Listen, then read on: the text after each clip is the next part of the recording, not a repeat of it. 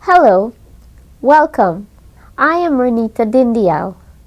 Today we begin a review of the rules of Concord, also known as subject and verb agreement. What is subject and verb agreement? Subject and verb agreement simply means the verb matches the subject in number. For example, one dog is sitting on the grass. Here, the subject dog is singular, so we use a singular verb. In the second example, two dogs are sitting on the grass. Yes, we see that dogs, which is the subject, here in this sentence is plural. Now, it is followed by a plural verb. Rule number 1 of Concord. A singular subject is followed by a singular verb. Here's another example. The sun is shining brightly. How many suns are there? 1. So, the verb is singular. Rule number 2. A plural subject is followed by a plural verb. Let's look at the example. The farmers plant their crop. There are more than one farmers, so the subject is plural. Therefore, the verb is also plural. In order to help you recognize the forms of the verb, I've put together a simple table. Let us look at this table. In the first column, you find the infinitive, which is the first form or the pure form of the verbs. In the second column, you will find these verbs conjugated for you in their singular form, and in the third column you find these same verbs in their plural form. Have a look. To say, there are many ways to use the infinitive to say. When you're using the infinitive to say in its singular form, you are basically saying, says, is saying, was saying, or has said. In its plural form, say, are saying, were saying, have said. Similarly, the verb to do. It may be conjugated in its singular form as does, is doing, was doing, has done. And in its plural form, do, are doing, were doing, have done. Now let us take the verb to think. In its singular form, some forms that may be used are thinks, is thinking, was thinking, has thought, and in its plural form, the verb to think is used as think, are thinking, were thinking, have thought. Let us take this final infinitive. To write. Every day you write. You say you write because you is a plural pronoun. Let us look at my table. In its singular form, the verb to write will read writes, is writing, was writing, or has written. But in its plural form, the verb to write will read write, are writing, were writing, and have written. Now that you have had a go at revision of the forms of these verbs when they're used in their singular forms and when they're used in their plural forms, let's move on to rule number 3. Two or more subjects joined by and must be followed by a plural verb. You know the word and compounds the subject. Therefore, the subject now becomes plural, and that is why a plural verb is required. Here are the examples. The boys and the girls have school today. Damien and Bob are relatives. Let's move on.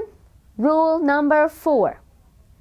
The following words and expressions are singular and must be followed by a singular verb. Now it's a bit much, but do remember. They are each of, every one of, not one of, neither of, anyone, any one of, someone, somebody, everyone, everybody, anybody, and nobody. Now, you must be saying, wow, that's a lot to remember. But it's easy. When you're talking about each, you're simply identifying these things, a group that you're talking about, you're identifying them individually. Same goes for each of.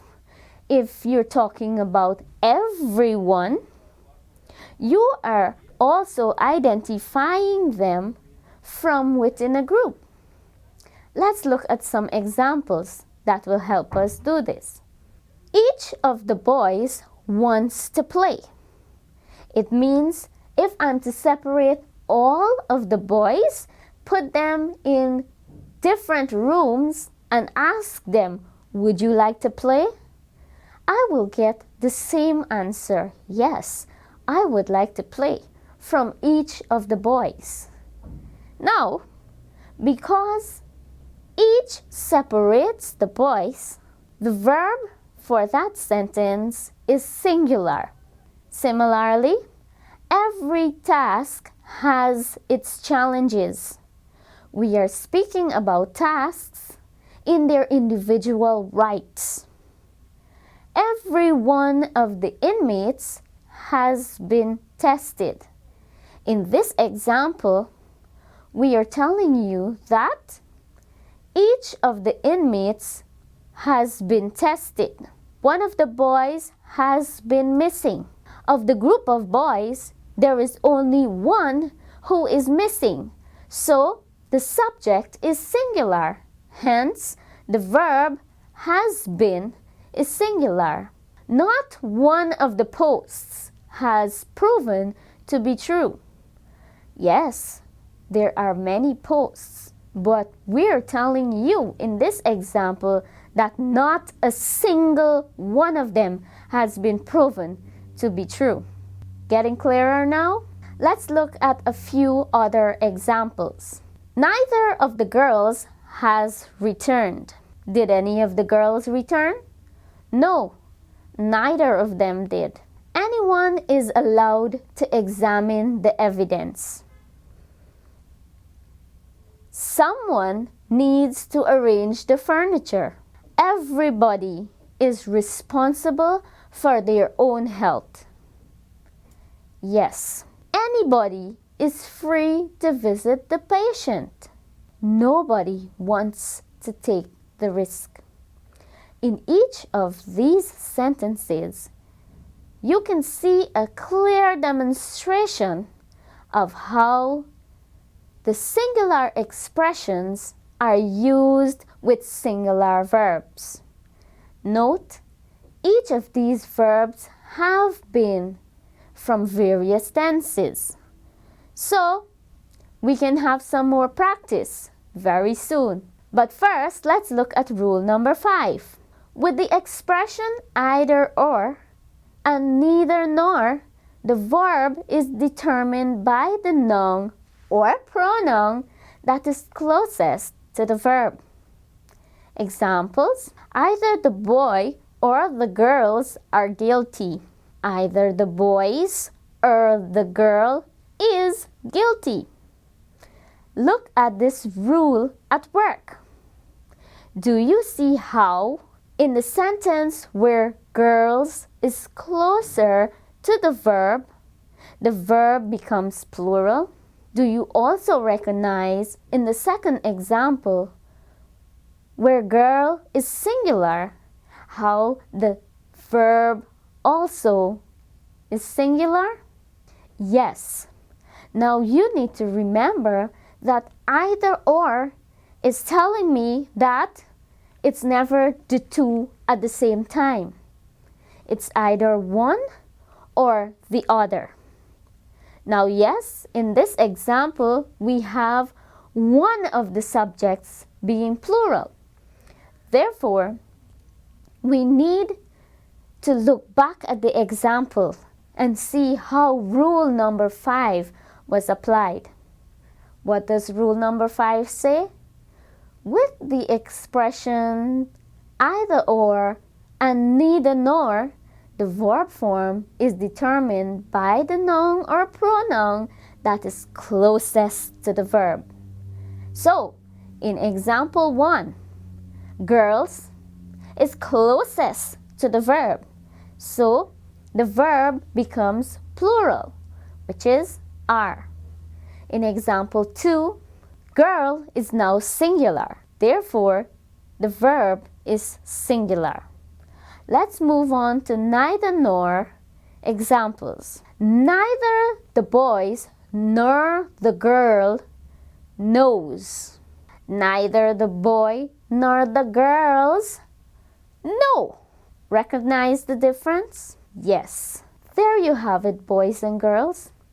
The first 5 rules of Concord. Let us practice. Choose the correct form of the verb in brackets and complete these sentences. And be sure to think of which rule is applied. Let's go. The manager and the employees was or were given a raise in salary.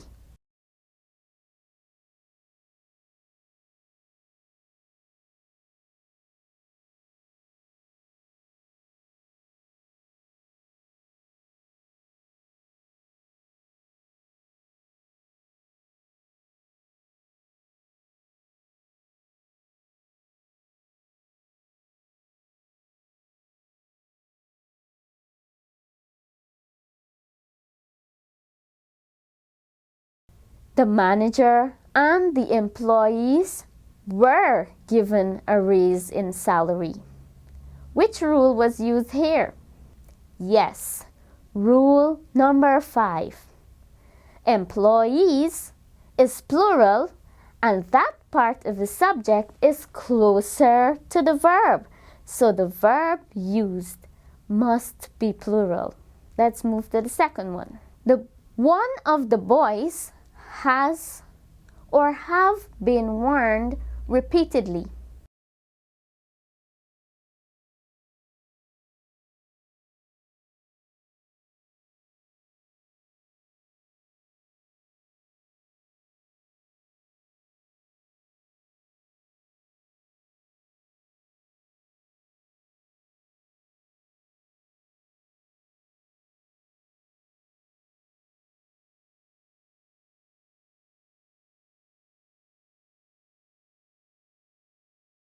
One of the boys has been warned repeatedly.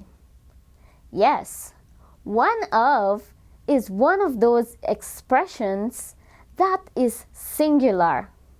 And even though the group we're talking about are boys and it's plural, one of that phrase governs the subject. So how many boys are we talking about? Not the entire group, but of that group, one. So, one of the boys has been warned repeatedly. The grasshoppers has or have eaten all of the new shoots.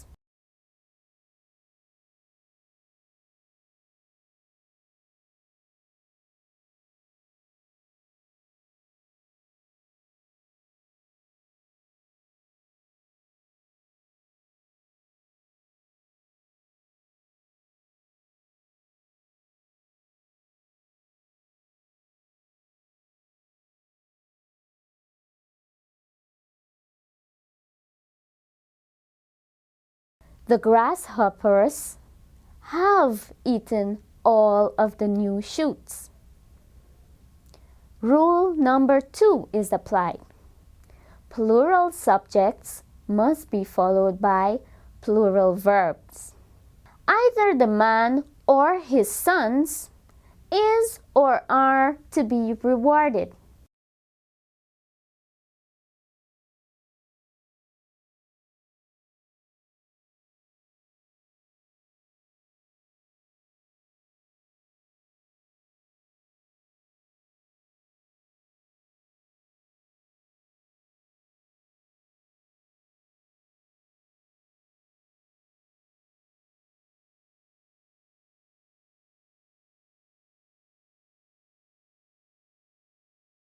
Either the man or his sons are to be rewarded.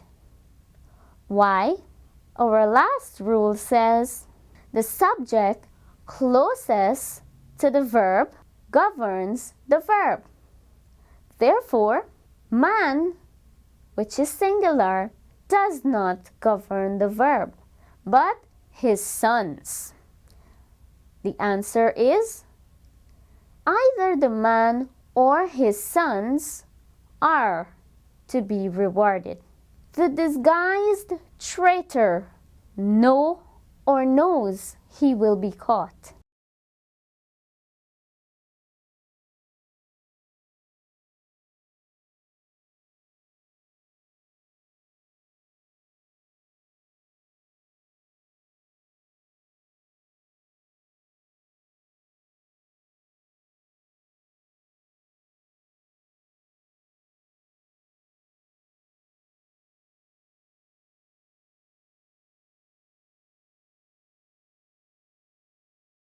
The disguised traitor knows he will be caught. Rule number 1. A singular subject must be followed by a singular verb. Neither the teacher nor the students has or have found the lesson to be difficult.